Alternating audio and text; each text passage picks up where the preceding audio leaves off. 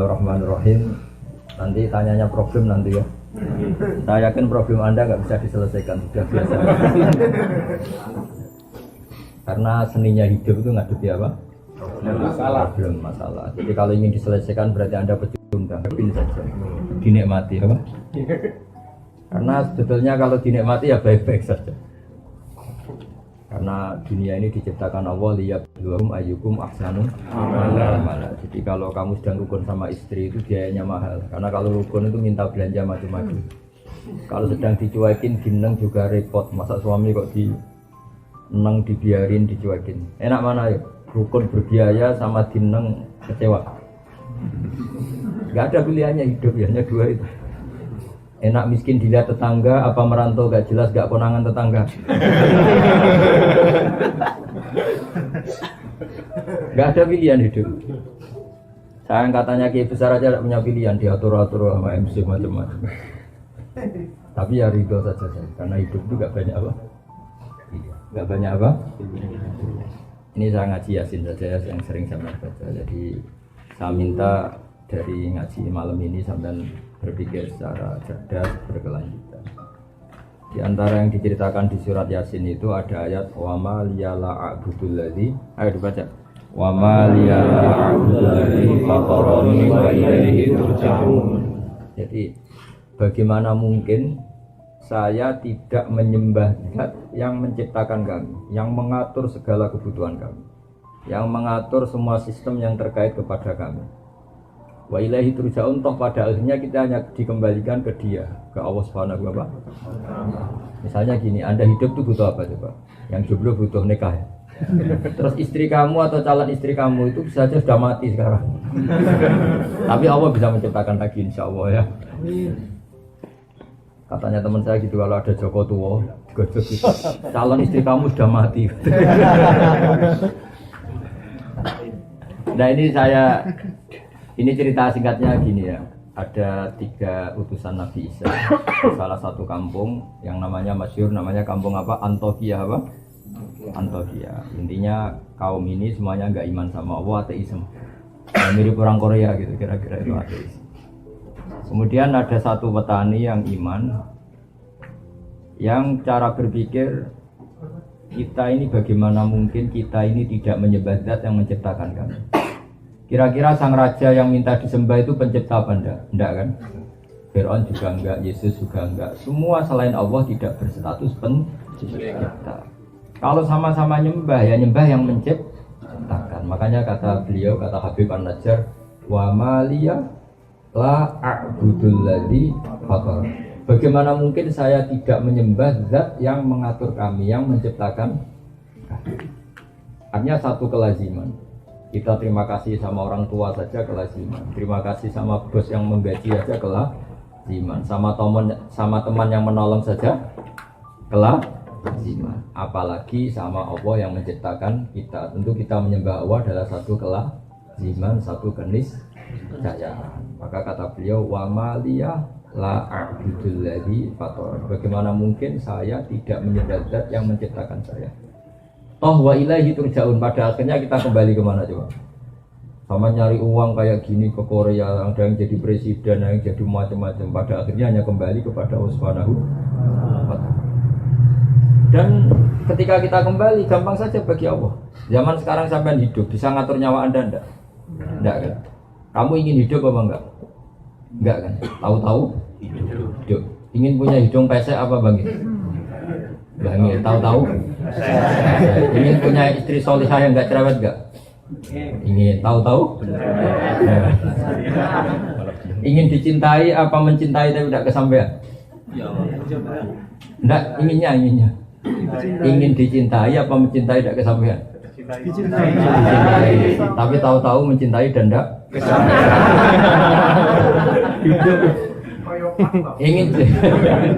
Ingin jadi bos apa jadi buruh?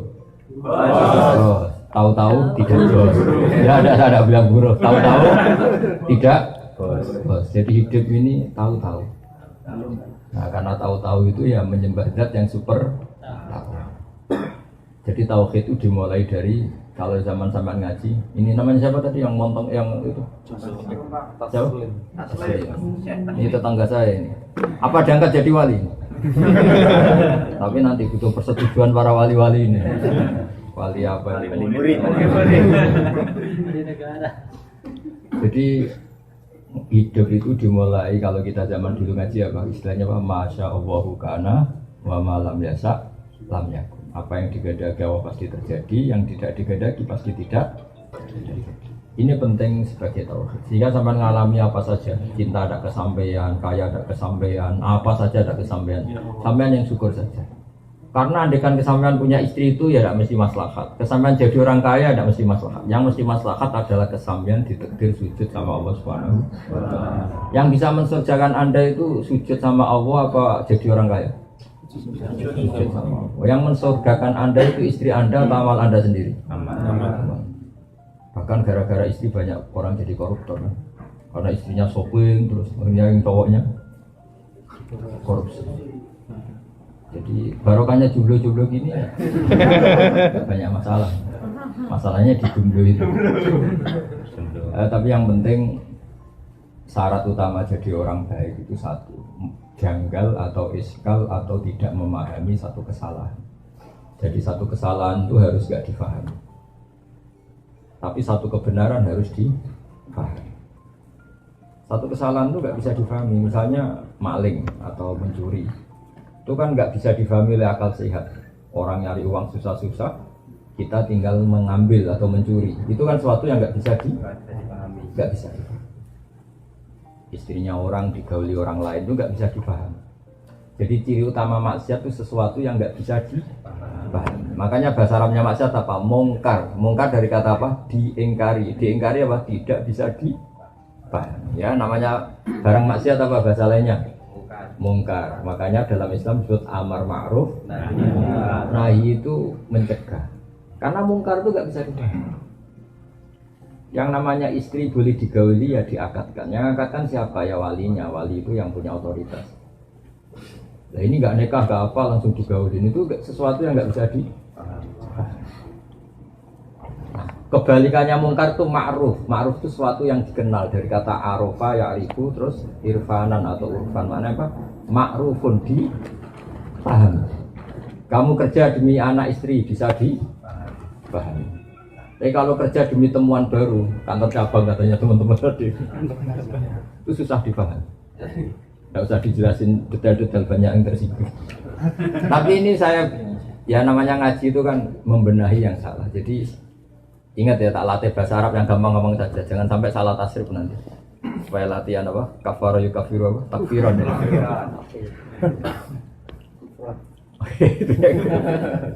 Jadi yang dikatakan ma'rufun sesuatu yang dipahami atau dikenal, mudah dikenal oleh akal. Kayak sedekah itu kan mudah dikenal oleh akal, namanya empati sama orang lain. Kita tadi berkawan sama orang Korea juga mudah dipahami oleh akal karena kita tamu di Korea. Terus tadi ada Pak polisi, ada agama-agama lain menyambut kita.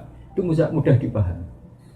Tapi kalau kita datang di negara orang kemudian ngendah yang punya rumah, ganggu yang punya rumah, itu bisa dipahami enggak? Jadi agama ini datang dengan kemakrufan, sesuatu yang mudah dipahami, dan agama ini menolak yang enggak mudah dipahami. Disebut apa? Mungkar. Ingin kaya enggak kerja, itu mudah dipahami enggak? Apalagi merdukun. Itu enggak mudah dipahami. Terus enggak ganteng minta istri cantik, mudah dipahami enggak? Nasi. Miskin punya istri 4, bisa dipahami enggak? Takdir. Jadi agama itu mudah, karena maknanya agama itu mudah dipahami. Nah dalam pertemuan ini supaya tidak banyak yang tersinggung, pasti semuanya sepakat. Kita ngomong tauhid saja, karena kalau ngomong sosial itu banyak yang tersinggung. Meskipun tersinggung itu bagus, supaya evaluasi. Nah yang mudah difahami, kalau kita memuja siapa? Ya memuja zat yang kita pasti kalah. Yang kita pasti kalah itu siapa? Ya hanya Allah Subhanahu wa ta'ala. Kita sama benda patung yang kita bikin sendiri, kalau kita mau memecahkan ya bisa memecahkan. Di gudang saja sudah hancur. Kita menyembah matahari, Kita punya akal. Matahari apapun hebatnya tidak punya akal. Apapun hebatnya matahari bisa kerja di pabrik enggak? Bisa bikin robot enggak? Bisa enggak dengan BPKB enggak? Enggak bisa. Apapun hebatnya matahari bumi itu enggak punya akal. Kita punya. Logis enggak orang yang punya akal, makhluk yang punya akal kemudian tunduk menyembah yang tidak punya akal? Bisa difahami enggak? Tidak bisa.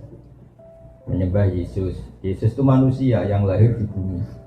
Menyembah Tuhan yang hakikatnya ada Tuhan bisa difahami enggak? Yang mudah difahami dan pasti terfahami adalah menyembah Zat sing menciptakan kami, yang menciptakan langit bumi, yang membuat air, membuat oksigen, membuat apa saja sebagai keperluan kita. Kemudian setelah kita mati juga kembali ke Dia.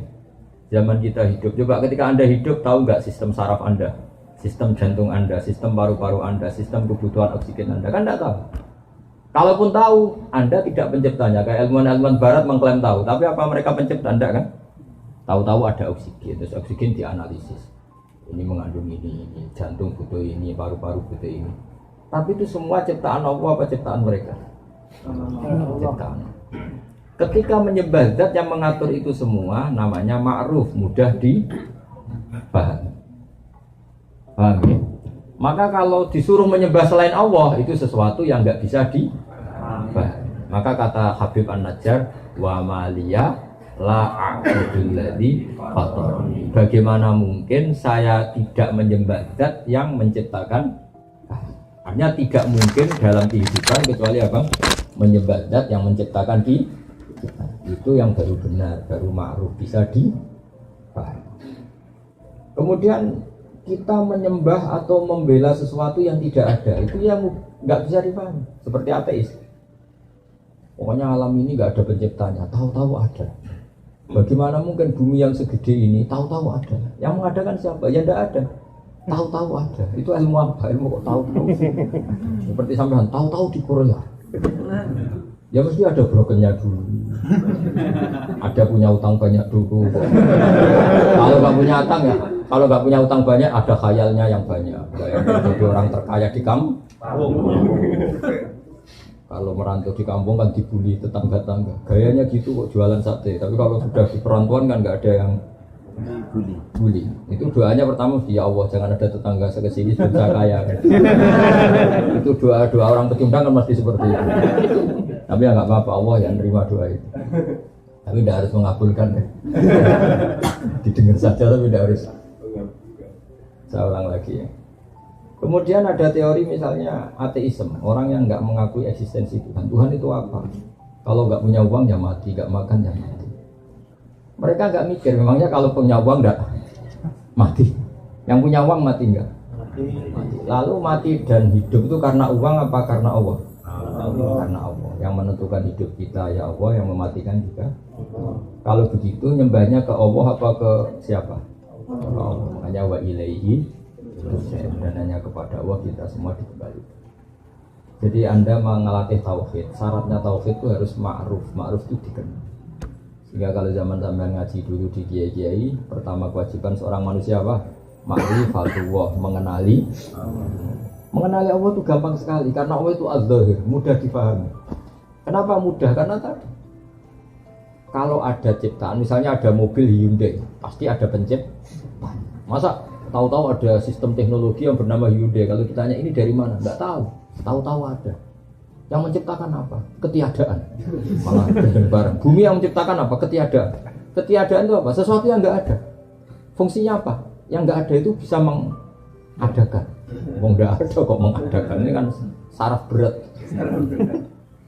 Gendeng berat.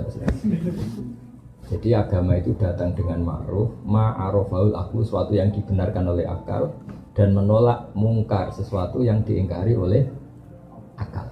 Makanya disebut amar ma'ruf. Jadi jangan hanya ngomong saja, dipraktekkan terutama dalam bab tauhid. Seorang lagi dipraktekkan dalam bab apa? Tauhid. Makanya saya berkali-kali bilang kalau ada tetangga saya mati, Bu ini tidak usah susah, suami Anda mati itu dalam bahasa ulama dulu sampai sekarang juga bahasa masyarakat, mati itu dicabut nyawanya. Nggak ada orang yang bilang mati itu dibunuh nyawanya. Ada nggak yang bilang gitu? Nggak ada. Mati itu ibarat apa? jasad yang wadak, yang jismani, yang fisik, yang profan, rohnya diambil. Tapi roh sendiri nggak bisa mati. Sehingga kalau sampai nanti rohnya diambil, tapi insya Allah tidak sekarang, saya juga nggak ingin sekarang. Ya aja, setelah kaya apa setelah mapan? Apa setelah lunas utangnya? Milih. Apa setelah punya kantor cabang 4 tadi jawab? Nunggu apa? Setelah menikah. Masa setelah nikah langsung mati ya? Kalau setelah mapan juga kasihan, baru mapan langsung mati. Apa setelah miskin? Sudah mati dulu miskinnya kan sudah dulu, nyatanya tidak mati sampai. Nah, misalnya nyawa Anda diambil, ini semua ulama sepakat dan masyarakat juga sepakat. Mati itu namanya nyawa diambil, dicabut. Berarti roh sendiri itu tidak mati. Kemudian diambil ke alam baka. Yang kalau difilmkan katanya ada gentayangan, ada enggak macam-macam lah versi itu. Yang jelas kita berkeyakinan roh itu kemudian menikmati doa yang kita kirimkan. Jadi mbah kamu kalau sampai doakan dari Korea itu tetap sampai. Jangan sampai protes, malaikat Korea masa tahu bos. Saya sudah bilang tadi ngaji, saya kan sudah bilang Korea itu tetap buminya Allah Subhanahu. Ditata oleh malaikatnya Allah Subhanahu wa taala. Yang menciptakan air di sini memangnya orang Korea, tetap Allah Subhanahu. Sistem malaikat di sini juga sama dengan sistem malaikat yang di Sragen. Yang di Solo 3 sama. Nggak tahu saya pakai bahasa apa di sini, pakai bahasa Korea apa bahasa. Tapi sistem malaikatnya. Sehingga karena kita tidak tahu cara kita hidup, juga nggak tahu cara kita mempertahankan kehidupan. Setelah kita mati juga harus menyerahkan itu sama yang punya otoritas kematian, yaitu namun Allah Subhanahu. Kalau hidup kita tidak sebagai penyebab kehidupan. Kalau kita punya mata juga tidak penyebab kita punya mata. Kita punya jantung juga kita tidak penyebab punya jantung. Semua itu karena dikehendaki Allah Subhanahu. Maka nanti setelah kita mati tidak usah iskal, tidak usah janggal. Wah sudah jadi debu, jadi tulang belulang masa hidup lagi. Karena kalau Anda menyoal itu berarti Anda menyoal kehidupan Anda yang sekarang. Kehidupan Anda yang sekarang dari sperma. Sperma itu andekan seperti itu, orang sanggup nggak menjadikan manusia. Misalnya masih wujud sperma terus dikatakan ini nanti kelayaban di Korea. Masih sperma, masih mani itu, masih mani yang menjijikan. Terus saya ginikan, ini itu bisa nanti ke Korea kelayaban. Percaya nggak? Ini nanti kumisen jenggoten. Nggak percaya. Tapi nyata jadi manusia yang banyak pola, banyak ulah, banyak masalah. Semoga akhirnya juga tobat. Sama. Andai kan biji asem, kalau orang Jawa bilang tungsu, kalau orang Salatiga bilang apa? Kalau orang Cirebon apa yang beda daerah? Yang biji asem itu? Kelingsi. Apa? Kelingsi ya tuh. Kalau orang daerah saya kelungsu. Itu kata ulama-ulama kalau mencontohkan itu. Andai kan belum pernah terjadi. Ini saya melatih tauhid ya karena Anda di negara yang harus berpegangan sama tauhid. Andai kan kelungsu atau kelingsi tadi belum pernah terjadi menjadi pohon asam besar yang kemudian bercabang punya buah banyak. Terus ada orang bilang ini itu bisa jadi pohon besar yang kalau ditabrak tronton itu supirnya mati, yang kalau ditabrak mobil atau bis supirnya mati. Masa? Iya. Kira-kira orang percaya enggak? Kan enggak, karena belum tahu buktinya. Setelah sama Allah diciptakan jadi asam kecil kemudian pohon besar, orang baru bilang oh iya ternyata iya. Pertanyaannya begini, ketika ternyata iya jadi pohon besar, manusia ikut memberi kontribusi enggak? Enggak kan? Ditanam di buminya Allah, dirawat oleh kekuasaan.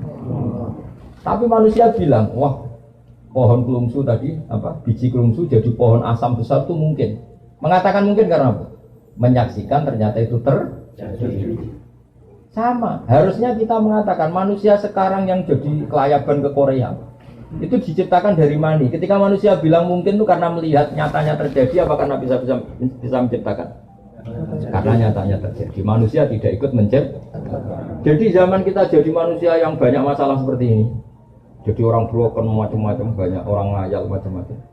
Itu zaman dari mani menjadi manusia ikut menciptakan enggak? Enggak, tapi mengatakan mungkin karena terjadi. Artinya ada terjadi kekuatan besar yang menjadikan mani jadi manusia. Tapi setelah manusia ini jadi tulang belulang, Orang-orang kafir mengatakan nggak mungkin dibangkitkan lagi, karena itu sulit. Bagaimana caranya? Di zaman kamu jadi manusia juga nggak tahu caranya.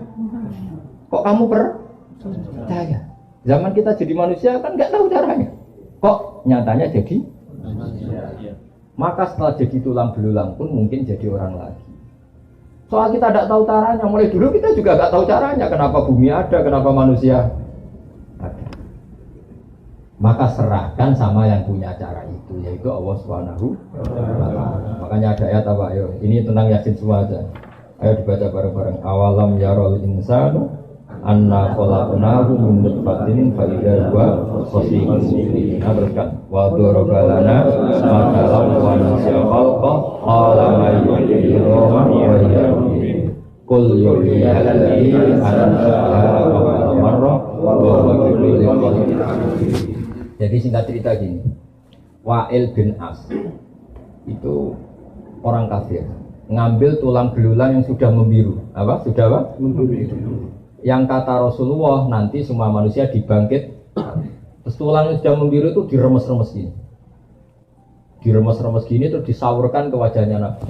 Apa seperti ini Muhammad nanti bisa jadi manusia lagi, bisa bangkit lagi, padahal sudah jadi tulang belulang yang ketika saya remas saja jadi hancur kayak debu.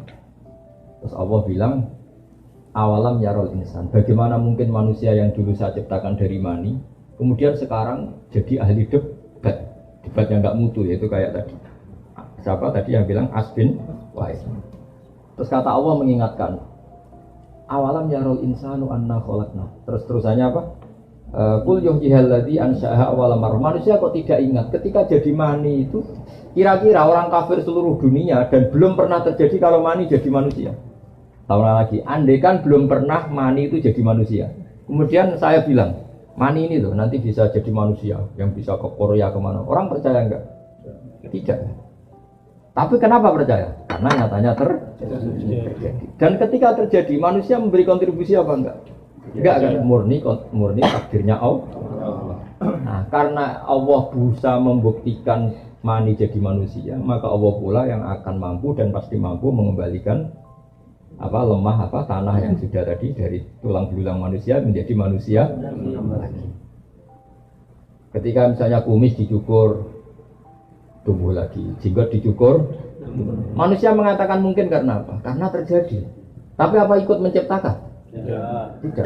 Misalnya orang yang ganteng-ganteng nggak mau jenggotan, tetap saja kalau cowok. Jadi ini menunjukkan bahwa manusia itu sebenarnya di dunia itu hanya disuruh ikrar, disuruh ngakui, disuruh bersaksi. Makanya ada kalimat asyhadu alla ilaha illallah. Bisanya kita hanya bersaksi, saya bersaksi. Karena kita tidak bisa menciptakan, bisanya hanya saya bersaksi. Paham ya? Makanya dilatih apa tadi? Qul yuhyihalladzi ansha'a awwala marrah. Jadi kalau sampean ingin iman secara benar gimana? Bayangkan pertama kali manusia diciptakan. Misalnya dari bumi masa jadi manusia lagi, kan tulang belulang sudah jadi bumi. Memangnya Nabi Adam diciptakan dari apa coba? Dari bumi. Itu Allah mampu. Dan uniknya lagi, saya sering kalau ngaji di Jogja, Nabi Adam itu makhluk paling komplit. Coba kalau ada orang nggak percaya hari kebangkitan, itu saking gobloknya orang. Menurut saya hari kebangkitan itu masih seru manusia yang sekarang, yang kayak sampean-sampean. Loh kok enggak gimana? Hari kebangkitan kan materinya sudah ada, saya ulang lagi materinya. Seperti gen sampean kan sudah ada, DNA sampean ada, DNA Sragen, Tuban, Boyolali, Mataram, macam-macam. Materi kita meskipun ditanam di tanah kan materinya sudah ada, portofolionya sudah ada, sistemnya sudah ada, DNA-nya sudah ada. Panitia malaikat yang bikin lebih gampang. Tapi zaman Allah menciptakan Nabi Adam, semua gen anak turun Nabi Adam itu ada di dia sampai hari kiamat. Allah harus bikin sistem di tubuh Nabi Adam. Sistem apa? Cadangan atau mani atau apalah istilahnya. Yang nanti itu cukup sampai kiamat. Coba susahnya kayak apa? Artinya di Nabi Adam kan diciptakan satu sistem di punggungnya. Kemudian sistem itu dipersiapkan untuk sampai kiamat. Lebih sulit kan? Nabi Adam satu orang. dia kawin kemudian jadi Qabil Habil Iklima Labuda kawin lagi itu sampai jadi orang kayak sampean. Itu dulu dari master yang bernama siapa? Ya, coba nitipkan tubuh sampean tok ini harus dibikin keriting, pesek, punya jantung. Dititipkan di satu zigot atau di satu sel yang kecil sekali. Padahal sel yang kecil sekali ini nanti jadi manusia yang polanya seperti ini. Dan ketika sampean misalnya calon punya anak 5, berarti ada anak 5 yang di punggung sampean. Dan ini disiapkan sel yang jadi anak sampean 5. 5 ini per sel disiapkan ada matanya, ada kupingnya, semuanya lengkap. Ada organ dalamnya, ada organ luarnya, ada organ yang tumbuh terus kayak kuku, kayak apa, jenggot, macam-macam. Kenapa itu enggak kita akui sebagai reputasi Allah kalau Allah itu ala kulli syai'in qadir. Allah mampu melakukan apa saja. Terus kenapa kita menyoal hanya karena orang sudah mati, kemudian kita menyoal bagaimana mungkin ini bangkit kembali. Lah kamu lahir dari mani, dari tanah, kok tidak kamu ingkari? Harusnya pengingkar-pengingkar itu juga mengatakan wujud ini khayal belaka, karena hakikatnya enggak mungkin. Ya kan? Kan sama-sama enggak mungkin kalau dalam ukuran otak manusia. Karena sering terjadi dan terlihat, mereka mengatakan mungkin. Tapi ketika mengatakan mungkin, manusia pun tidak ikut mencipta. Itu makanya Allah mengingatkan qul yuhyihallazi anshaha wa lam. Kalau Allah dari awal mampu menciptakan mani jadi manusia, ya nanti Allah pula yang mampu menciptakan tulang belulang jadi manusia. Jadi saya mohon sekali tauhidnya dijaga. Nah, logika seperti ini itu arafahul aql. Misalnya Hyundai atau Kia atau Mercy bisa bikin mobil mewah dengan sistem yang canggih. Barang mobil itu tabrakan riak, kamu bilang, wah ini pabriknya tidak bisa mengembalikan lagi. Itu aneh nggak pikiran seperti itu? Kalau pabrik sudah canggih, masa kecelakaan terus dibilang nggak mampu mengembalikan lagi, kan jadi aneh kan? Mau bikin yang sedetail itu bisa, apalagi ini tinggal ngencengkan lagi kan gitu kira-kira. Kan lebih gampang. Karena kalau sudah kamu sifat, wah pabrik ini hebat bisa bikin mobil yang canggih, tentu akan mudah mereparasi kalau ada kerusakan. Sama, Allah mudah saja mereparasi Anda setelah kematian. Bahkan nanti setelah Anda masuk surga direparasi ulang. Hidungmu ditata lagi, semua wajah kamu ditata lagi. Makanya teman saya kalau guyon gini, Gus Pak tahu nggak kenapa para nabi itu ganteng-ganteng? Kenapa? Ini teman saya agak beli. Kenapa? Karena Allah nggak ingin capek-capek. Kalau Nabi jelek, Nabi kan pasti ahli surga. Natanya kelamaan. Ahli surga kan harus ganteng. Karena Nabi itu pasti masuk surga. Sudah didesain ganteng sekali. Supaya rubahnya tidak banyak. Tapi kalau orang beli-beli pada masalah, keriting, udah nomor kan. Urip bisa ngeramen itu. Itu nanti kalau jadi orang soleh itu ngerenovasinya agak sulit. Tapi kalau masuk neraka kan gampang cemplung gitu.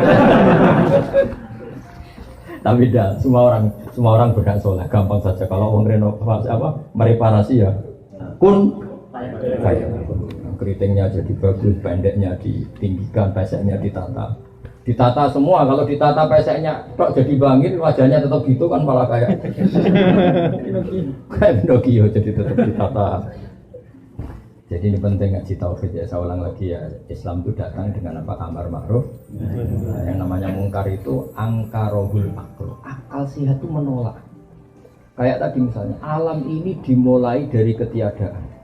Jadi pencipta alam adalah ketiadaan. Masa sesuatu yang tiada punya faktor, punya sebab sebagai pencipta? Itu enggak masuk akal. Tentu alam ini ada karena ada pencipta. Nah pencipta itu menurut kita adalah Allah Subhanahu wa Ta'ala. Maka pencipta ini status utamanya apa? Wujud. Ya, di mana-mana pencipta statusnya harus wujud. Maka mulai kecil kita diajari apa? Wujud.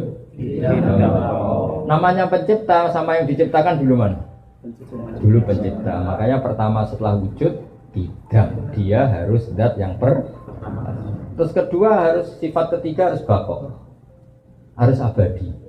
Karena kalau Tuhan itu superior, hebat, kemudian dia ada abadi, berarti keok, kalah. Kalau Tuhan kalah itu kan aneh. Masa pencipta mobil kalah sama mobilnya? Terus dikejar-kejar mobilnya, lebih pintar timbang yang mencipta. Ini kan jadi aneh. Tetap penciptanya yang bisa mengatur mobil ini. Dimatikan, dirongsokkan, dibuang, terserah yang menciptakan. Mobilnya tetap objek. Penciptanya tetap subjek. Allah selamanya subjek yang mengatur kita semua, yang menghancurkan kita, yang menata kita. Allah tidak akan menjadi objek makhluknya.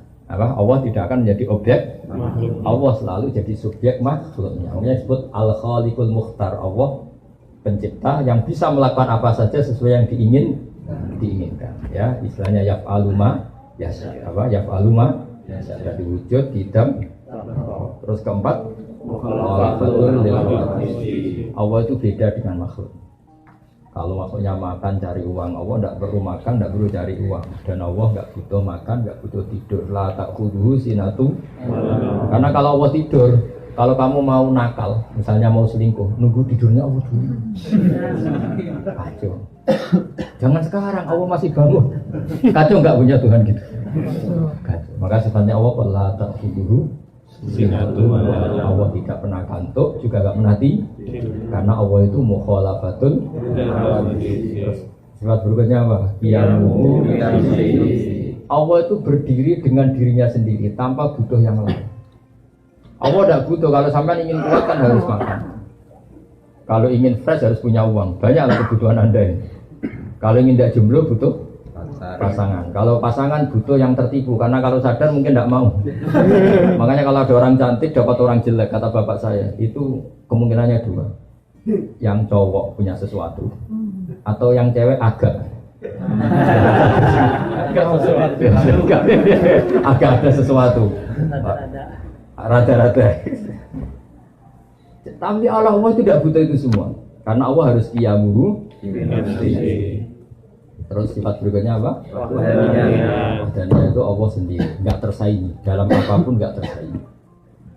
Apapun kekasihnya Allah terhadap Nabi Muhammad, apapun sayangnya Allah pada Nabi Muhammad, tetap Nabi Muhammad adalah abduhu wa rasuluhu. Karena Nabi ya bisa meninggal, kalau nggak makan ya lapar, kalau saatnya datang ajal ya meninggal. Makanya Nabi dikatakan innaka mayyitu wa innahum mayyitun. Kemudian ya kalau bangkit dari kubur ya karena dibangkitkan. Itu beda dengan Allah, memang nggak pernah mati.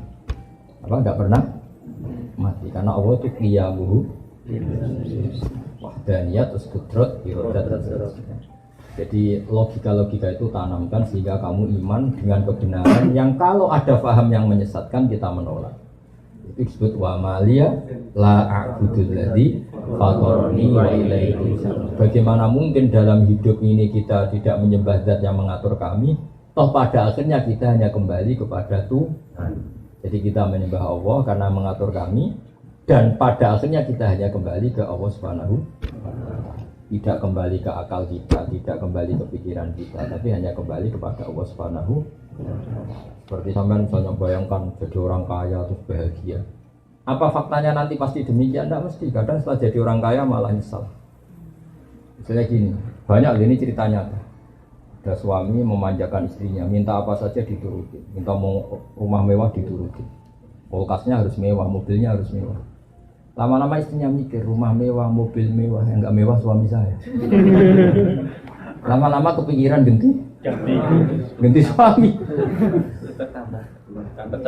Karena enggak, istrinya yang ingin ganti, karena tadi minta rumah mewah diturutin. Kalau rumah mewah pantasnya apa? Kulkasnya mewah, mobilnya mewah, karpetnya mewah. Tapi suaminya tuh pesek pendek. Lama-lama yang perlu dipikirkan yang kurang mewah satu. Kalau kamu ngalamin gitu atau kobalah minna. Kita tidak pernah tahu. Ini barokahnya kamu miskin, pas apa? Rumah jelek, rezeki jelek, semua jelek. Maka istri kamu mikir sudah nggak perlu diganti, sudah pas semua ini. Maksudnya kita tidak pernah tahu. Kadang yang miskin juga bahagia karena serasi semua, Pak. Serasi semua. Ya ini cerita saja guyon, tapi Anda supaya tidak mengimani pikiran Anda yang kamu bayangkan itu tidak mesti masalah. Makanya kalau di kitab tasawuf itu ada guyonan, di kitab hikam pernah dengar tuh namanya kitab hikam, itu kitab tasawufnya ahli sunnah apa? Jadi semua kiai alim tasawufnya ngikuti kitab apa? Hikam. Selain kitab ihya, kitab apa? Kan ada beberapa kitab tasawuf yang paling populer diantaranya Ihya. Kemudian itu dijabarkan oleh Sayyid Abdul Al-Haddad jadi An-Naso'ih Adi Niyah apa An-Naso'ih Adi Niyah. Terus dijabarkan termasuk macam-macam lah oleh kitab.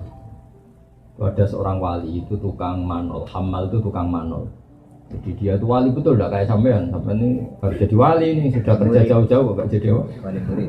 Dia itu tukang manol, hamal. Karena dia wali setelah dapat itu tukang manol ngangkatin barang dari pasar ke kendaraan. Karena dia wali itu, ya Allah, saya ini hanya butuh makan satu piring. Yang penting saya dapat makan satu piring terus pulang mau ibadah. Tiap hari gitu. Kalau dapat opan, kalau uang sekarang, kalau satu piring di sini berapa won? Punya satu makan satu hari 10.000 won. Kalau di Indonesia berapa? Enggak lah, makan sehari kalau di Indonesia 50. Kalau makan apa saja kamu di sini kok mahal? Kalau uang di sini berapa? 10.000. 10.000 sama dengan 100.000. Ya jangan, berarti contohnya di sini jangan. Ya kalau di Indonesia makan 50.000 sudah. Berapanya? Odeng. Itu kalau di Gunung Kidul sudah dapat belalang banyak.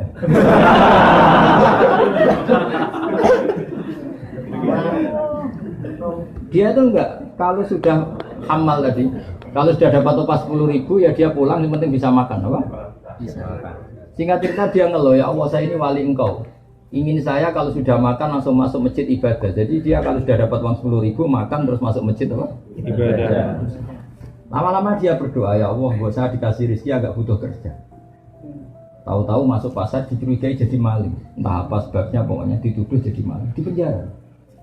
Penjara tiap hari ada orang cuma makan terus, ya Allah kenapa jadi begini? Bukankah kamu minta rezeki tanpa kerja? Ya LP itu. Jadi intinya betapa manusia itu tidak usah ngatur Allah. Karena ada wali yang minta rezeki tanpa kerja sama Allah dijawab LP. LP kan rezeki. Kerja Akhirnya ya Allah kok jadi bukankah Anda minta rezeki tanpa kerja.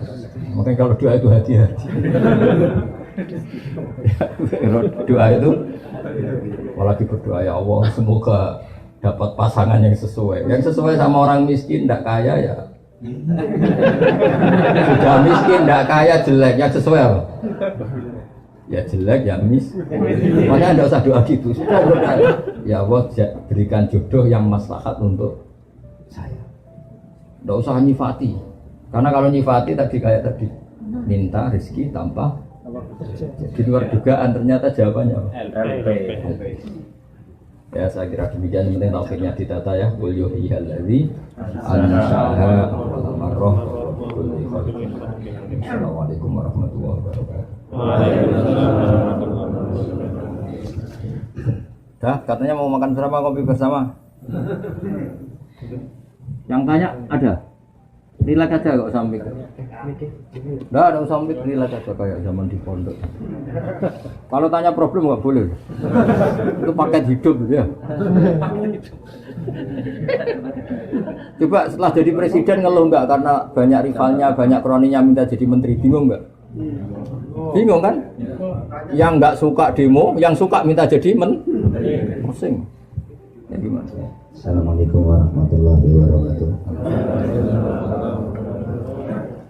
Ya saya mau sedikit bertanya antara kalimat Sedikit aja ya.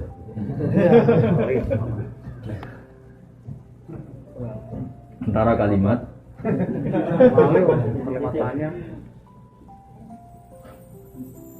silaturahmi dan silaturahim itu yang benar yang mana?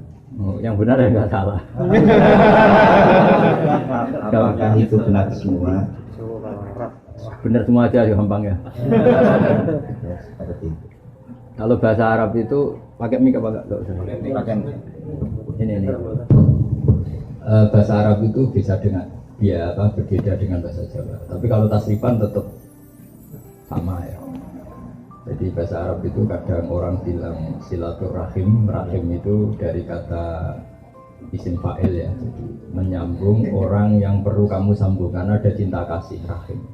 Kadang bilang rohima yarhamu rohman, menyambung kasih sayang. Jadi kalau orang, pokoknya bahasa itu benar semua. Ya, bahasa itu benar semua. Karena kan kalau di Jawa itu bahasa Arab agak-agak di apa? Di Jawa kan. Misalnya kalau sepakat itu dari kata muwafaqah, cocok. Orang Arab bilang apa? Mufakat. Ya apa? Mufakat. Parah lagi bahasa Jawa itu bahasa Solo sama Jogja. Sudah makan? Sampun bakdo. Sampun itu ya sampun, bakdo bahasa Arab bakdo itu maknanya apa? Jadi kalau diterjemah sampun bakdo ya sampun-sampun. Terus parah lagi bahasa itu anak sekolah ning ndi? Ning madrasah. Madrasah itu terjemahnya. Jadi kalau anakmu sekolah di mana? Di madrasah. Mana nih ya sekolah. Sekolah. Tapi orang Indonesia punya versi kalau dibilang madrasah itu ngaji. Kalau sekolah itu umum. Tapi kalau sama ditanya terjemahnya madrasah apa? Sekolah. Bilangnya kan madrasah kok. Jadi bahasa itu kalau mengalami apa peluluan itu karena mengalami transformasi luas macam-macam. Ya, jadi itu ringan saja ya karena tadi silaturahim maupun silaturahmi secara bahasa itu sama. Yang penting maknanya itu menyambung unsur rahim. Yang lokal ya keluarga dekat, yang agak jauh ya saudara Islam. Yang paling agak jauh tapi harus dilakukan bedakan. Makanya kata Nabi itu silaturahim itu ada 3. Ada orang yang punya 3 hak. Pernah dengar tuh? Orang yang punya 3 hak, yaitu dia keluarga kamu, dia tetanggamu, dia seagama dengan kamu. Itu punya 3 hak. Misalnya saya bertetangga dengan adik saya, berarti adik saya punya berapa? 3 hak. Hak tetangga, hak rahim, hak seagama. Terus ada yang punya 2 hak saja, hak tetangga dan seagama. Ada yang haknya 1 tok, kayak kamu di Korea ini sama orang-orang non muslim itu tetap harus baik karena apa? Hak bertetangga. Itu semua juga dikatakan silaturahim. Karena rahim itu kalau dihitung Nabi Adam, kenal tuh sama Nabi Adam? Sama mbahnya apa lupa? Kenal? Nah itu berarti kalau dihitung Nabi Adam kan semuanya saudara. Setelah ada perbedaan agama, negara, terus apa sejarah, macam-macam, terus kayak nggak saudara, kayak Korut sama apa? Tapi tadi selagi masih mungkin semuanya itu diarahkan ke perdamaian. Karena agama ini suka apa? Wa in janahul salmi fajnahilaha wa tawakkal ala Allah. Kalau ada kelompok lain minta damai, kamu harus setuju karena agama ini dikawal dengan apa? Ya itu sama. Terus yang lain tanya, yang penting jangan problem kehidupan, itu nggak akan selesai bawaan itu.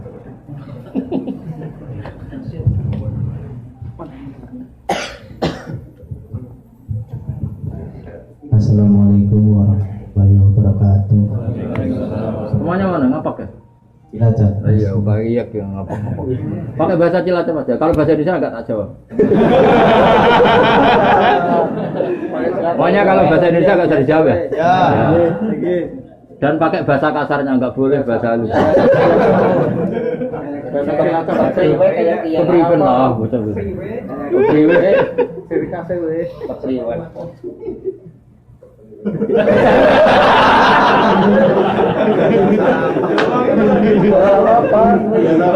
Biasa apa itu? Kalau nggak apa-apa, anggap saja tanya sama ini lah, nggak tanya sama. Ya sudah, bisanya. Takon buat. Ya, wis boleh ono. Naik ngaji nang YouTube, apa entuk pahala? Entuk.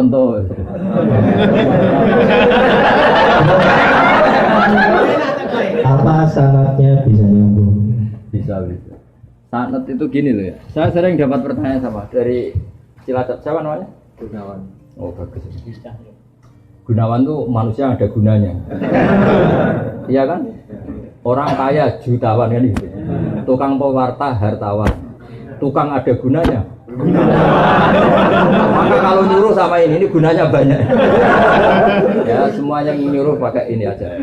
Pasti gunanya banyak. Jadi orang kalau saya jutawan, wartawan. Ya. Kalau orang kelayaban bisa lawan wisata, tukang kelayaban kan. Jadi apa? Lawan. Kalau banyak gunanya, kalau banyak masalah. Begini ya, jadi ngaji saya di YouTube itu dari awal sudah saya ikhlaskan lillahi ta'ala, dan otomatis secara sanad itu tersambung. Yang ada syarat ketat itu kalau mau jadi mufti. Ya jadi apa? Mufti itu orang yang punya otoritas menghukumi halal haram, syarat tidak sahnya sholat atau syarat sah tidaknya nikah itu nggak boleh hanya sekedar ngaji di YouTube. Tapi kalau syarat ingin tahu kebaikan sudah cukup. Karena kebaikan itu ma'ruf, mudah dikenal oleh Jadi kalau syarat-syarat yang ketat harus ketemu gurunya, ngaji lama, terus akhlaknya harus baik, hafal Quran, hafal hadis, itu syarat untuk mufti, ya Pak? Mufti itu begini loh, fatwa sesuatu yang jelimet itu namanya mufti. Kalau sampean kan nggak perlu seperti itu. Makanya dengar ngaji saya yang bisa dilakukan, yang nggak ditunda itu sudah selesai. Dan potongannya ya nunda semua. Misalnya saya ngaji, wajib gak orang nyaur utang? Ya jawab. Wajib. Tahu toh? Ditunda apa langsung? Tunda. Ketika kangen keluarga wajib gak terus ingin pulang atau ngirimin? Tapi ketika ada tadi kantor cabang gitu pikirannya mulai macam-macam. Nah, kenapa kalau mufti syaratnya ketat? Karena mufti itu akan menimbang hukum yang kayak iya kayak tidak. Itu harus orang alim, nggak boleh hanya lewat YouTube. Saya beri contoh ya Mas Gunawan ya, kayak iya kayak tidak. Misalnya gini, saya beri contoh. Kerja di Korea itu baik apa enggak? Kalau melihat sisi jauh dari keluarga agak baik. Tapi apa artinya deket tapi enek? Enek itu raine ketok terus rezekine ora tau ketok. Itu namanya enek. Jauh tapi gak enek karena weselnya kirimannya banyak. Lancar. Nah kalau istri kamu rata-rata nelpon kangen orangnya apa kangen kiriman?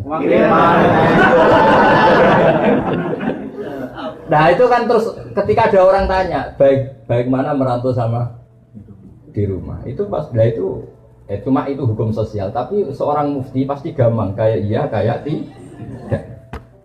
Nah itu butuh orang alim yang ngajinya tenanan. Tapi kalau hukumnya suami istri sebaiknya apa ya rukun, itu kan nggak perlu mufti, pasti iya gitu apa? Pasti iya. Jadi saya jawab ya, jadi kalau ngaji lewat YouTube itu sudah sah. Cuma tetap saja nggak sah kalau sebagai mufti. Mufti itu menentukan hukum halal haram. Misalnya kamu marung di warung Korea yang terkenal misalnya masak babi, tapi yang kamu makan benar-benar telur atau ayam, hukumnya gimana? Mesti mufti itu mikir. Kalau melihat ayamnya halal, tapi paling digoreng di wajan yang sama, diletakkan di piring yang sama, dan mereka nyuci piring pasti tidak dengan cara Kalau melihat gitu kayaknya tidak halal ya. Tapi kalau melihat bisa saja, meskipun bisa saja pas jatah saya piringnya baru. Tapi meskipun kemungkinan itu entah. Tapi ya buat senam otak yang nggak mungkin dianggap mungkin saja. Tapi ini ya itu mufti. Misalnya sholat pesawat hukumnya gimana? Kalau melihat waktu sholat ya harus sholat. Tapi melihat kalau kamu sesuci misalnya, sesuci di pesawat itu wudunya kira-kira sempurna enggak? Buatan kan? Kalau sempurna dimarahin awak kabin. Setelah wudu tidak sempurna kira-kira tetap wajib sholat apa enggak? Mesti jawaban pertama wajib. Lalu sholat ini namanya apa? Sholat dihormatin waktu, hanya menghormati waktu. Tapi nanti setelah di kos-kosan atau di Korea harus dikodoi. Tapi ketika wajib ngodoi melihat wajah-wajah gini, wah sholat aja sudah menguntungkan, disuruh wajib ngodoi mana? Muftinya ngeper lagi, karena wajah-wajah kayak sampean tuh semua mufti pasti ngeper. Ini sholat fardu aja apet, apalagi disuruh foto. Hanya kalau ditanya, hukumnya gimana Gus? Wajib sholat. Wajib ngulang enggak? Kamu enggak. Terus ada lagi orang tanya saya, ini orang nggak pernah sholat sampai 10 tahun. Setelah tobat tanya, saya wajib kodok nggak Gus? Tak lihat wajahnya itu kalau diwajibkan langsung nggak sholat. Akhirnya saya sebagai kiai ngakalin, ya sudah penting kamu sholat dulu aja, tidak usah tanya kodoknya. Setelah setahun datang lagi, sudah tahu nikmatnya apa? Sholat. Gus caranya kodok gimana? Sudah nggak tanya kodok wajib enggak? Caranya kodok gimana? Saya bilang ya pokoknya tiap sholat kamu 2 kali aja, nggak usah langsung banyak apa? Tiap sholat 2 kali. Yang satu untuk sholat wajib hari ini, yang satu untuk nyaur utang yang dulu. Karena kalau langsung dihitung 10 tahun tuh sebulan kali 5, 10 hari aja berapa? 10 hari kali 5 waktu sudah 50. Berarti tiap 1 bulan 150. 150 kali 12 berapa? Banyak ya. Kali 10 tahun. Lihat terawih saja dia takut apalagi. Nah, wajibnya qadha itu sesuatu yang mudah dikenali. Tapi ngitung loyalitas orang pada agama. Rai-rai gini, rai-rai tobat musiman gini. Kalau langsung diwajibkan itu malah apa bahaya. Makanya bilang ya sudah sholat dulu aja. Katanya kiai harus mondok ikut 10 tahun sudah, saya sholat dulu aja, tidak usah tanya itu. Makanya dulu tuh ada cerita unik, ini guyonan saya sebagai penghormatan pada Korea palsu ini ya. Ada kiai itu kan rata-rata anaknya cantik. Kalau anaknya tidak pati cantik itu ya rapati kiai. Kiai betul itu rata-rata anaknya cantik. Karena istrinya rata-rata ya cantik. Kalau kiai istrinya jelek ya agak musibah. Tapi bisa bikin kantor cabang kan? Ini provokator itu. Apa pengesahan apa? Pakai kartu apa? Enggak, kantornya itu. Dia mengistilahkan istri kedua itu. Singkat cerita itu anaknya itu cantik. Nah, dulu itu enggak ada akses ke dalam kecuali harus jualan apa? Air. Jadi ada orang santri itu agak nakal dia. Ingin tahu ningnya kalau dalam bahasa pondok itu ning. Aman karena saya yakin semua yang ngaji saya di sini itu masih ada sisa-sisa santri. Karena orang Indonesia hebatnya gitu, kecilnya mesti dolanan di musola, nguyaya di musola, ya kan? Baiknya orang Indonesia kan? Iya kan? Karena rata-rata kita pas kecil itu kan nyon sewu miskin, yang ada jeding itu di musola. Sekarang keluarnya tampir-tampir di Indonesia ke saya gitu, semenjak masjid bagus, kamar mandinya bagus. Kadang orang mau ke masjid itu bukan karena ingin jamaah, kudu ngising di rumah lari ke masjid. Ya kan? Sekarang banyak enggak? Banyak karena kamar mandi masjid lebih bagus. Yang parah kalau mau tidur Kang Ali, di rumah enggak ada AC, enggak ada kipas angin. Kalau ngantuk ke masjid. Kipasnya dinyalin. Di daerah kamu ya gitu. Di sini ya. Di kos-kosan nggak ada kipas, di sini masjid ada. Ada sih, malah sih. Itu mau itikaf kok mau nikmati hidup. Nikmati hidup. Ya alhamdulillah kok Allah nggak apa-apa lah. Dekat masjid sudah baik. Meskipun niatnya tidak baik, semoga tetap apa? Baik. Singkat cerita dia itu pura-pura jualan apa? Kiainya senengnya begini. Ben baru kayak anakku disenengi banyu murah soalnya. Kiainya wali jadi tahu kelakuan tadi santrinya tadi di Barno biarin dapat air murah loyal. Lama-lama dibilang gini sama Kiai. Kamu senang sama anak saya? Iya Pak ya.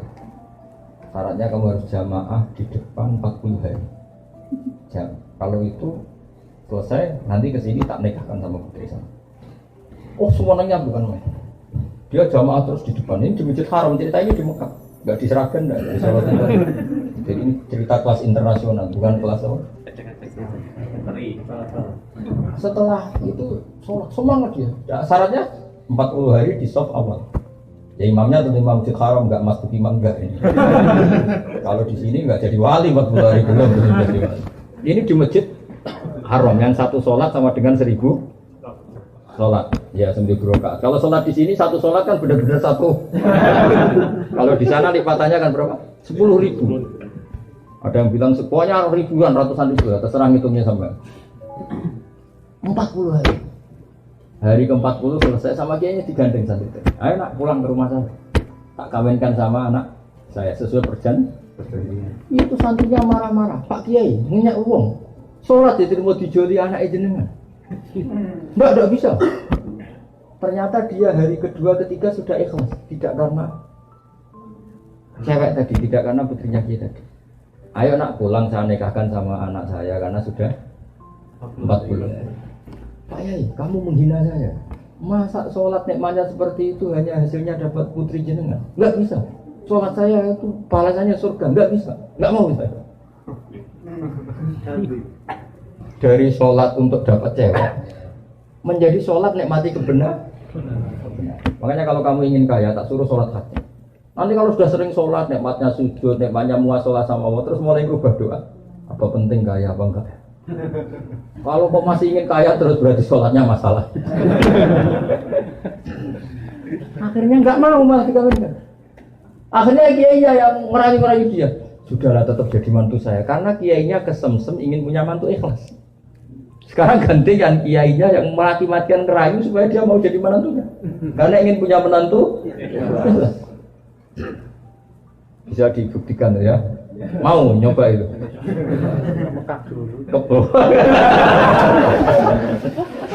Nah, contohnya ada harus Mekah. Misalnya Anda ingin kaya, dijazahi, disuruh sholat saja. Lama-lama nanti Anda akan muhasabah, mengkoreksi doa Anda. Betul enggak, betul enggak. Nah, Anda suka cewek, mati-matian cinta mati. Setelah kamu sholat, nanti mesti ada alamat.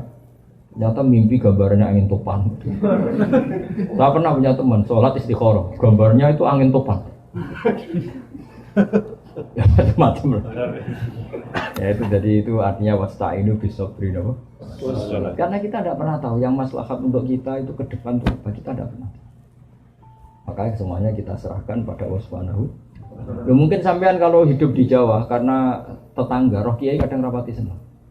Karena kadang jadi gawan tonggo. Tapi gara-gara di Korea melihat Islam gak hidup malah sampai jadi kiai. Kalau di rumah jadi kiai RT saja nggak ngangkat ya. Tapi kalau di sini langsung kiai internasional. Iya, kalau kiai di Indonesia namanya kiai lokal. Kalau sudah di sini, Roisab. Jadi itulah hikmah yang dikersana Allah Subhanahu wa Ta'ala. Makanya berharap semoga keberadaan Anda di sini benar-benar ikut menyebarkan sujud, tauhid, tasbih di dunia. Ya sudah ya, cukup ini. Ada satu lagi itu. Ya. Sekali lagi ya, sudah. Dari mana ini? Magelang. Oh, Magelang. Nama saya Arifin dari Magelang, Pak. Mau saya tuh bingung dari dulu pengen tanya tapi syarat masuk surga itu apa harus Islam gitu, Pak? Oh iya.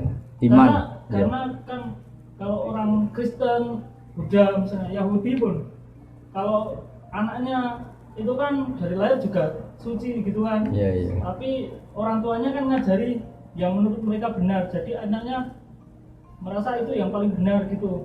Terus ngajari anaknya lagi. Iya. Nah, terus kalau yang masuk Islam yang masuk surga Islam saja berarti cuma berdasar bejo-bejonan gitu.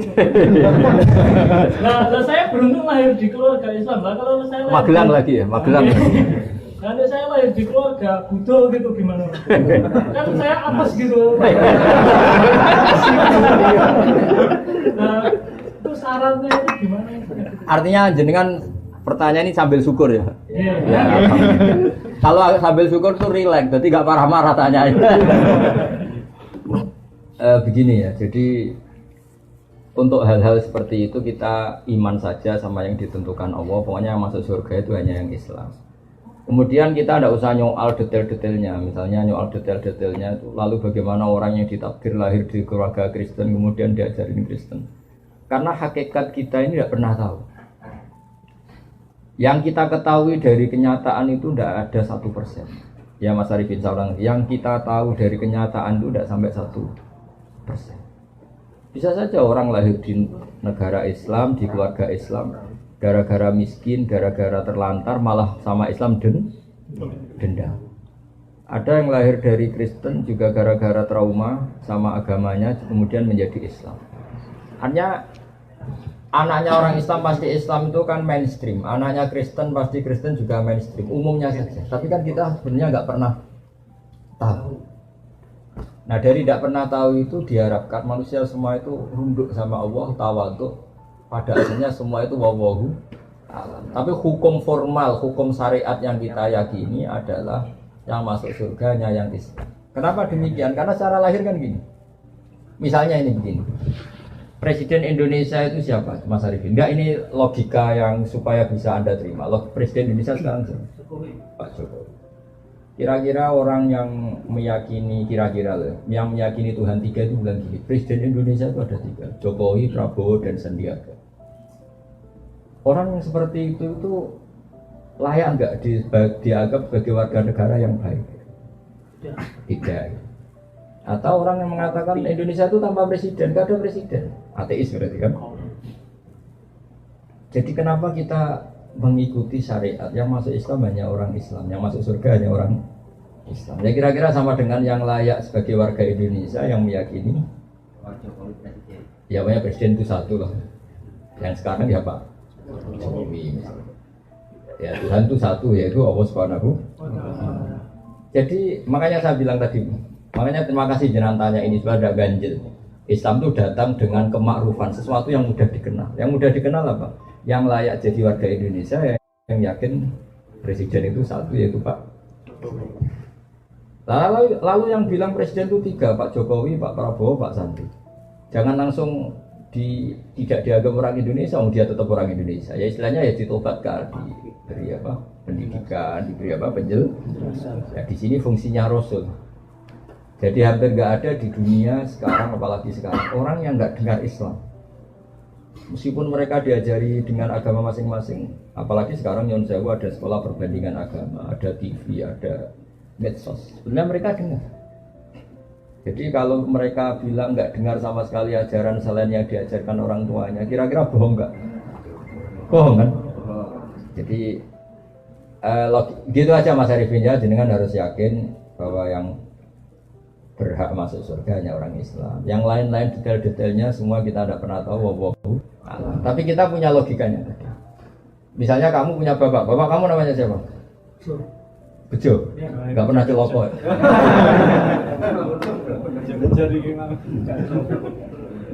Ya iya, terus adik kamu meyakini Bejo itu enggak bapaknya. Itu mesti anak dulu. Ya kira-kira gitu. Orang yang meyakini Allah tidak Tuhan itu kan kurang ajar sekali. Apalagi yang meyakini Allah itu ada yang setingkat Allah, yaitu ini. Ada yang presiden tandingannya Pak Jokowi ini. Kan ya tidak pantas ya. Nah, gak pantas itu mungkar, sesuatu yang akal gak percaya, gak mau. Ya, jadi saya sudah kali-kali bilang ya, ciri utama agama itu apa? Membenarkan yang ma'ruf, yang mudah dikenal. Yang mudah dikenali apa? Yang pikirannya benar, akidahnya benar, itu yang harus dibenarkan. Dan yang harus dibenarkan itu yang pantas masuk surga. Ya kira-kira. Ya Mas Arifin ya. Bon santai-santai ini katanya Rahmat Amah sudah cukup ini ya. Acaranya apa sekarang? Foto bareng sudah, tinggal ngopi bareng ya. Assalamualaikum warahmatullahi wabarakatuh.